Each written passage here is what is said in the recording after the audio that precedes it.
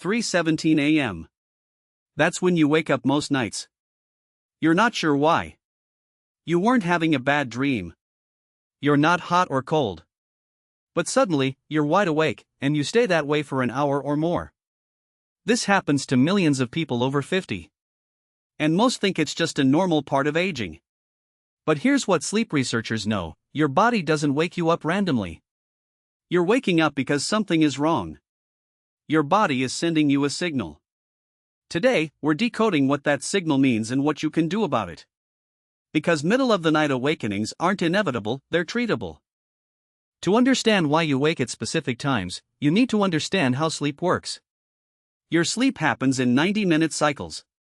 Each cycle progresses through 4 stages: light sleep, deeper sleep, deep sleep, and REM, dream, sleep. As you age, your sleep architecture changes.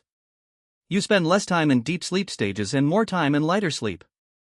This is why older adults wake more easily. You're in a lighter sleep state where your brain is more responsive to disturbances. But here's the important part: you shouldn't be waking repeatedly from any stage. If you are, it indicates one of several physiological problems. The most common cause of 3 a.m. awakenings is blood sugar dysregulation. Here's the mechanism: around 3 to 4 a.m., your cortisol level naturally rises to prepare your body for waking. This is normal. But if your blood sugar has dropped during the night because of poor diet, lack of dinner protein, or early signs of insulin resistance, this cortisol spike hits hard. Your body perceives a threat: blood sugar is dropping, I need to wake you up and get you to eat. So you wake up, often with a racing heart and that emergency feeling. A study in Sleep Health tracked 200 middle-aged adults over 8 weeks.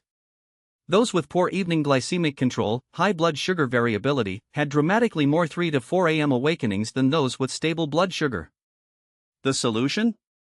Eat a balanced dinner with adequate protein and healthy fat, both of which slow glucose absorption.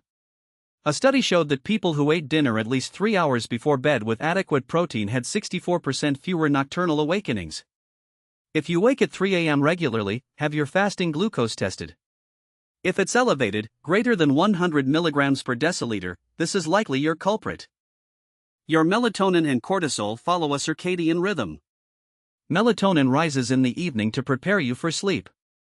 Cortisol gradually rises in the second half of the night to prepare you for waking. The transition between these two hormones is critical. In healthy people, melatonin remains elevated enough to keep you asleep during this transition. But as you age, melatonin production declines, particularly in people with poor sleep habits, excessive blue light exposure, or irregular sleep schedules. When melatonin drops too much before you've completed your sleep, you wake up.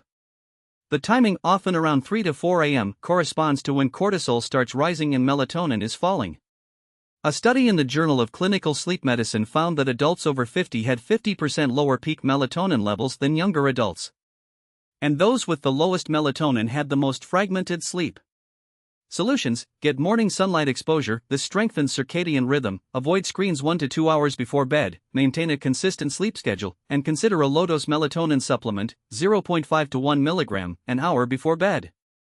This is the serious one. Sleep apnea causes brief cessations of breathing during sleep. Each time this happens, your oxygen drops, and your brain partially wakes you to restore breathing. You might not consciously remember these micro-awakenings, but you feel the effect: fragmented sleep with frequent 3 to 4 a.m. awakenings. The timing 3 to 4 a.m. is common because this is when REM sleep periods are longest and most breathing disruptions occur. If you wake at 3 a.m. regularly, you should be screened for sleep apnea.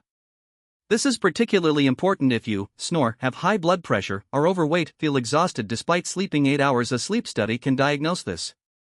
It's treatable with a CPAP machine or other interventions, and treating it can literally add years to your life.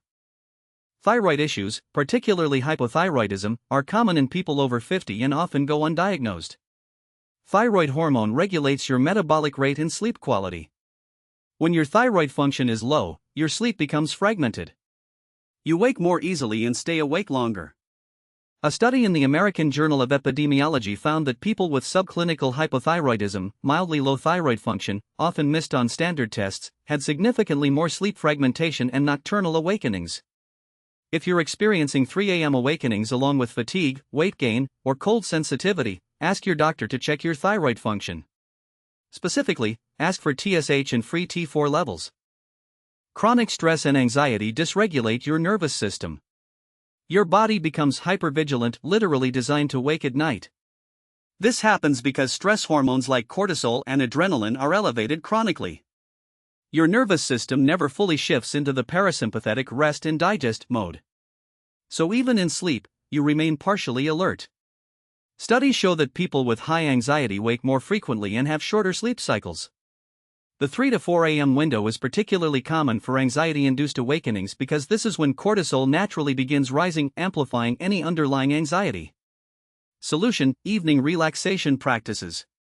Studies show that 20 minutes of meditation or deep breathing before bed significantly reduces nocturnal awakenings. First, track when you wake. Is it consistently 3 a.m.? 4 a.m.? Different times? This pattern tells you something. Second, assess yourself against these 5 causes. Which one resonates? Third, address the most likely culprit first: blood sugar, adjust dinner composition, hormones, morning light, sleep consistency, sleep apnea.